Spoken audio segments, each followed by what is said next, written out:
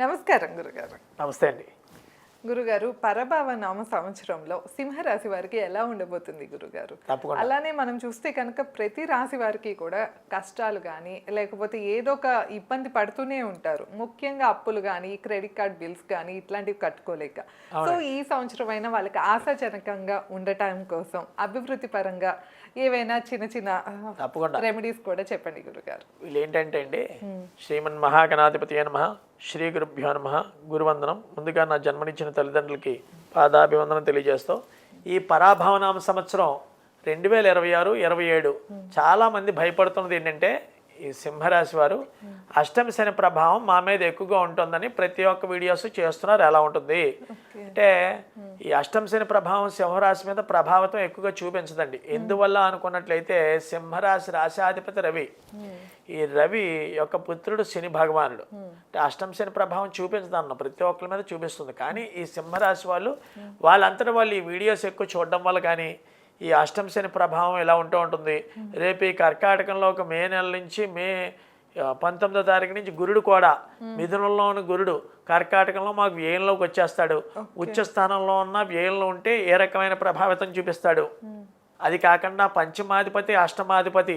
పంచమాధిపతి అయితే పిల్లల స్థానం. ఇప్పుడు అందరికీ ఓపెన్ అయిపోయిందండి జ్యోతిషం అంటే. ఈ స్థానాలు బట్టి నెంబర్ 1 స్థానం జన్మస్థానం, 2 కుటుంబ స్థానం, 3 సోదరి సోదరిమణులు, 4 తల్లి, 5 విద్యార్థులు. ఇలాగా ఒక వీడియో చూసి వాళ్ళు ఇలా 100 వీడియోల మీద పిచ్చి ఉంటుంది. ఈ జాతకం మీద ఒక వీడియోతో ట్యాప్ చేయరు వీళ్ళు.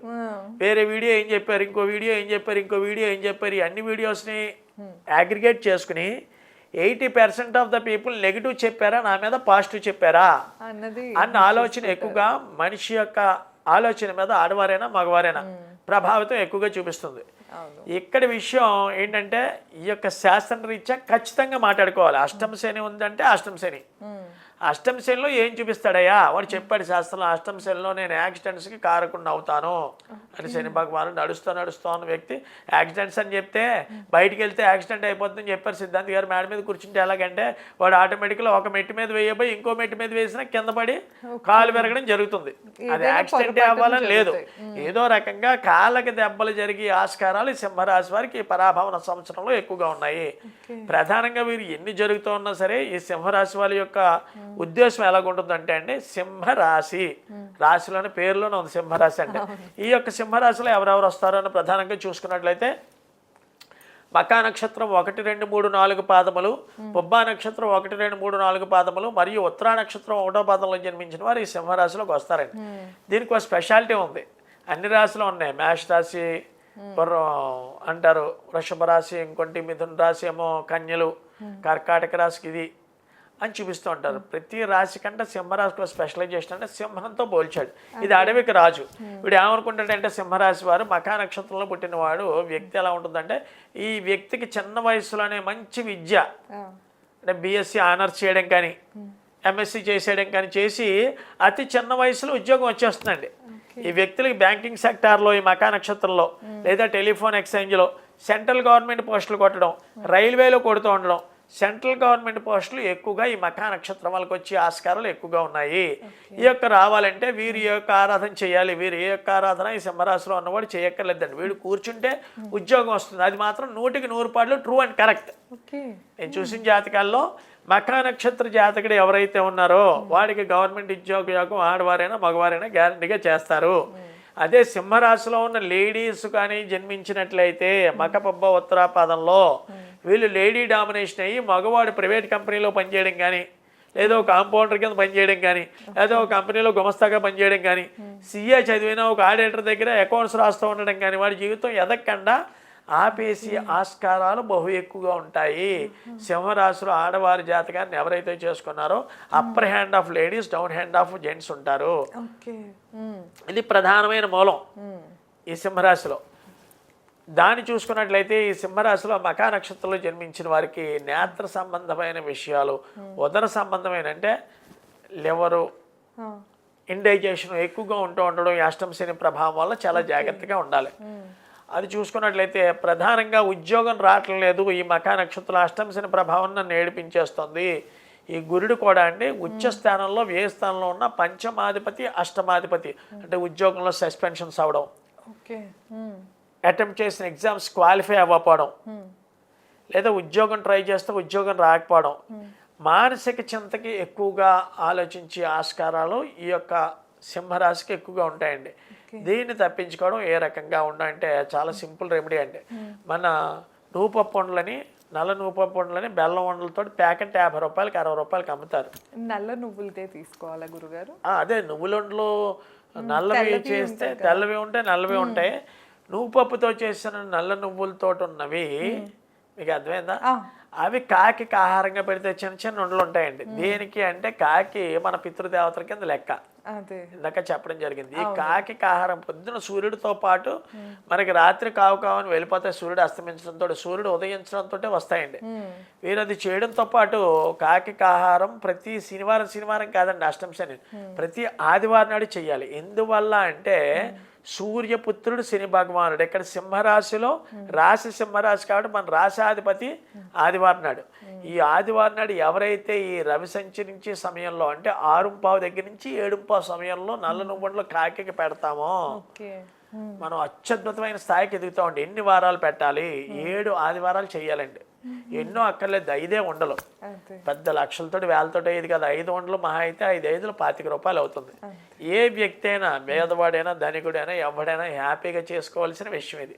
అవును గురుగారు. ఇది చేస్తూ వీరు చేయవలసింది ఏంటంటే చాలా ఎర్రగొడ్డ ప్రతి నెలకు ఒకసారి అమావాస్య నాడు ఎర్ర వస్త్రం దానం చేయాలి. దానం చేయడం అంటే సిద్ధాంతి గారు చెప్పారు కదా, 20 రూపాయలు రవికుడి కూడా మాకు తీసుకెళ్ళి గుడిలో ఇచ్చాము, అమ్మవారికి దానం అయిపోయిందంటే కాదు. ఒక 100 రూపాయలు పెట్టి మంచి కాటన్ రవికుళ్ళ గుడ్డ మొక్క లేని యొక్క స్త్రీ ఎవరైతే అనుభవించలేకపోతుందో పాపం జాకెట్ కూడా కొనుక్కోలేని స్థితిలో ఉన్న వారికి ఎర్ర రవికుల గుడ్డ మొక్క 100 రూపీస్ పెట్టి మంచి కాటన్ మొక్క సింహరాశిలో జన్మించిన వారు చేయడం వల్ల ఈ అష్టమి శని ప్రభావం వారి మీద తగ్గి తద్వారా మంచి స్థాయికి ఎదిగే ఆస్కారాలు ఎక్కువగా ఉంటాయి. ఎవరెవరు పుబ్బా నక్షత్రం వాళ్ళు చూసుకున్నట్లయితే ఈ పుబ్బా నక్షత్రం వాళ్ళు శుక్ర మహర్దశలో జన్మిస్తారండి. రాశాధిపతి రవి మహర్దశేమో శుక్ర మహర్దశ. వీళ్ళు కొంచెం 5'2" అడుగులు ఉండడం, లేజీనెస్గా ఉండడం, ఈ అష్టమి శనిలో 7:30 అవైనా లేవలేకపోవడం. ఈ అష్టమి శని ప్రభావాలు ఎలా ఉంటాయంటే గమ్ము లేజినెస్ చేసేయడం, మొహంలో అంధకారం చేసేయడం, లేదా మనం మంచి పని చేసినా మన పైన ఉన్న బాసు సాఫ్ట్వేర్ కంపెనీలో మంచి ప్రాజెక్ట్ చేస్తున్నాడు క్లౌడ్ మీద లేదా జావా మీద చేస్తున్నాడు, అన్సాటిస్ఫై వీడి జాబ్లోంచి తీసేయడం కానీ బెంచ్ మీద ఉంచేయడం కానీ అనుకోకుండా మీరు వేరే కంపెనీకి వెళ్ళిపోవడం కానీ ఇలాంటి చెప్పడం జరుగుతూ ఉంటాయి. ఈ యొక్క సింహరాశి వాళ్ళు నేను చెప్పిన ఆదివారం నాడు ఈ నల్ల నువ్వులుండలు ఈ పుబ్బా నక్షత్రం వాళ్ళు కానీ సింహరాశిలో ఉన్న మకా నక్షత్రం వాళ్ళు కానీ ఉత్తరా నక్షత్రం వాళ్ళు కానీ చేసిన ఎడలా ఈ పుబ్బా నక్షత్రం వాళ్ళకి అసస్మాటికి కూడా ఆడవారికి ఏమో ఎడం కన్నా ఎదురుతూ ఉంటుంది, మగవారికి ఏమో కుడుకొని ఎదురుతూ ఉంటుందండి ఈ అష్టమి శని ప్రభావం వల్ల. ఇది విటమిన్ డెఫిషియన్సీ, నరాల బలహీనత ఎక్కువగా వీళ్ళల్లో ఉంటుంది. పైకి చాలా లావుగా ఉన్నట్టు ఉంటారు పుబ్బా నక్షత్ర జాతకులు. మకా నక్షత్రం వాళ్ళు సన్నన పొల్లలాగా లేదా మిడిల్గా ఉంటారు. పుబ్బా నక్షత్ర జాతకులు మగవారైనా ఆడవారైనా 5 అడుగులు మాత్రమే ఉండడం, లేజినెస్ ఎక్కువ పెరిగిపోతూ ఉండడం. యానా అంటే ఆడపిల్లల పుబ్బా నక్షత్రం ఉండదు, అది ఏడుస్తూ కూర్చుంటూ ఉండడం సాయంత్రం లైట్లు వేసాక, అది ఇంటికి మంచిది కాదు. అందుకని ఎవరైతే టీవీ ముందు ఈ ప్రోగ్రామ్ చూస్తున్నారో ఈ కిరణ్ టీవీలో వాళ్ళ పుబ్బా నక్షత్రం ఆడపిల్లలు ఎవరు అనమాకండి. ప్లస్ లేడీ ప్రాబ్లమ్స్ కూడా ఎక్కువగా ఉంటూ ఉంటాయి పుబ్బా నక్షత్రం. వీరు చేయవలసిన పని ఏంటంటే మనం కరివేపాకు మనం తినడమే కాకుండా కరివేపాకు 10 మందికి దానం చేయడం వల్ల ఏం దానం చేయాలి పుబ్బా నక్షత్రం వాళ్ళు అంటే ప్రతి శుక్రవారం ఒక 10 రూపాయలు కరివేపాకు తీసుకుని ఈ పుబ్బా నక్షత్రంలో జన్మించిన వాడు ఎవరైతే కరివేపాకు దానం చేశారో అంటే కరవే అంటే మన దగ్గర నుంచి మనకు వేరు చేసినవన్నీ మన దగ్గర చేస్తుందండి కరివేపాకు దానం చేయడం వల్ల. ఎక్కడైతే మనకు వేరైపోతున్నాయో జీవితంలో భార్యాభర్తల మధ్య సఖ్యత కానీ, ఉద్యోగంలో ప్రాబ్లమ్స్ కానీ, సంతానం సమస్య కానీ, ఎడ్యుకేషన్లో తగ్గించుకోవడం కానీ వీళ్ళు చేసిన వాళ్ళు ప్రతి శుక్రవారం 20 శుక్రవారాలు ఏదో సమయంలో ఒక 10 రూపాయలు కరివేపాకు తీసుకుని లేని వాడికి దానం చేయడం వల్ల చాలా అత్యద్భుతమైన తాంత్రికమైన రెమెడీ అండి. ఇకపోతే ఉత్తరా నక్షత్రం 1వ పాదం సింహరాశి వారికండి అసలు చాలా అత్యద్భుతమైన నక్షత్రం అంటారు. ఎందువల్ల మీ అబ్బాయి నక్షత్రం ఏమిటి, మీ అమ్మాయి నక్షత్రం అని ఎవరైనా అడిగి ఏరుకోరు చేసుకునేవారంటే ఇదివరకు పూర్వం 25-30 ఏళ్ళ కిందట. ఎందువల్లంటే నక్షత్రాధిపతి రవి, రాశాధిపతి రవి ఎవరింట్లో ఉత్తరా నక్షత్ర జాతకుడు వెలుస్తాడో అంటే పుడతాడో అబ్బాయి కానీ అమ్మాయి కానీ వాళ్ళకి తిండికి గుడ్డకి లోటు ఉండదు అని చెప్పడం జరుగుతుంది. ఇది నేను చెప్పింది కాదు, శాస్త్రం చెప్పింది ఏంటంటే ఉత్తరా నక్షత్రం 1వ పాదం సింహరాశిలో జన్మించిన ఇంట్లో ఎవరైనా ఉంటే వాళ్ళు అట్టడుక్కు స్థాయికి పోయిన వాళ్ళని వీళ్ళు చేతితోటి ఉన్నత స్థాయికి తీయగలిగిన వ్యక్తులు ఎవరైనా ఉన్నారంటే అది ఉత్తరా నక్షత్రం వాళ్ళు. వీళ్ళకి కూడా సమస్యలు ఉన్నాయి గురుగారు అని కొన్ని వందల మంది నాకు ఫోన్ చేస్తున్నారు. వీళ్ళు చేయవలసింది ఏంటి, రాములు వారు యుద్ధంలో నెగ్గడానికి రోజు కూడా ఆదిత్య హృదయం చదివేవారండి. రావణాసుని మీద యుద్ధం నేర్చడానికి సూర్య భగవానుడు నిత్యం చేయడం వల్ల నువ్వు అటువే పక్క మంది 1,00,000 మంది ఉన్నా లేదా వాడి శస్త్రానుష్ఠానంలో నిపుణుడైనా నువ్వు ఈ సూర్యారాధన వల్ల చాలా అత్యద్భుతమైన యోగం ఉంటుంది అనుకుని చాలామంది డబ్బులు లాస్ అవుతున్నామండి, నష్టపోతున్నాము. నేను చెప్పే విషయం ఏంటంటే ఎవరైతే ఆదిత్య హృదయం చదువుతారో వారు ఆదిత్య హృదయం చదివిన రోజున స్త్రీ సంయోజనం కానీ మాంసం కానీ మందు కానీ ముట్టుకోరాదు. సూర్యుడు చాలా సూర్యోపాసన చేయడం వల్ల అలా చేయను అన్న రోజులు మాత్రమే చెయ్యండి. మీకు అనుకున్న కోరికలన్నీ 20 రోజులు నెలల్లో, సూర్యుడు 1 నెల రోజులు ఉంటాడండి రాశిలో, నెలల్లో విడవకుండా ఒక దీక్ష కింద 1 మంత్ చేయండి. ఈ సింహరాశిలో పుట్టిన వాళ్ళు పటాపంచులు అయిపోతాయండి కష్టాలన్నీ. దీంట్లో ఎటువంటి ఇది లేదు. ఎందుకంటే శ్రీకృష్ణుడు నాకు డబ్బు కావాలనో బంగారం కావాలనో ధనం కావాలనో ఊహించలేదు. ఆయన శమంతకోపం రోజు ఆదిత్య హృదయం చేయడం వల్ల సూర్యుడు ఆయన మనసులో ఉన్న కోరికను చూసుకుని శమంతకోపాఖ్యానం మన గణపతి నవరాత్రుల్లో చదువుతూ ఉండగా శమంతకం అని అంటే రోజు 100 బారులు స్వర్ణం ఇస్తుంది ఆవిడ. అంటే బారువు అంటే ఇటు 50 కేజీలు ఇటు 50 కేజీలు 100 కేజీలు 100 బారువులు అంటే 100 10,000 కేజీల బంగారం ఆవిడలో వెలుస్తుంది డైలీ. ఎవరిలో అండి, శమంతకమణి. ఈ మణిని సత్రాజు దొంగిలించాడని కృష్ణుడి మీద నింద పడినప్పుడు ఆ నింద తొలగించుకోవడానికి ఆయన ఆదిత్య హృదయం చేశాడండి. గణపతిని పూజిస్తూ ఆదిత్య హృదయం చదవడం వల్ల బంగారం లాంటి ఛాయ అన్న స్త్రీమూర్తిని భార్య కింద ఆవిర్భవించినట్టుగా చేసిన వ్యక్తి ఎవరైనా ఉన్నారంటే ఇహలోకంలో సూర్య భగవానుడండి. అందువల్ల ఏ కష్టం వచ్చినా తల్లిదండ్రుల కాళ్ళకి నమస్కారం చేస్తూ ఏ రాశిలో జన్మించినా సరే తల్లిదండ్రులకు దండం పెట్టుకోకూడదని లేదు. ఈ సూర్యారాధన మనకు వీలైనంత వరకు చెప్పాను.